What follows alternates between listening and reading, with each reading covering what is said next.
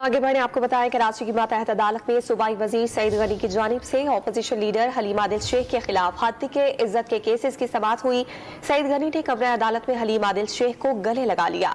दौरान समाअत अदालत ने सईद गनी से कहा कि आपस में मिल बैठकर सुलह कर लें, जिस पर सईद गनी ने कहा कि ये माफीनामा लिख कर दें तो केस खत्म करने के लिए तैयार है।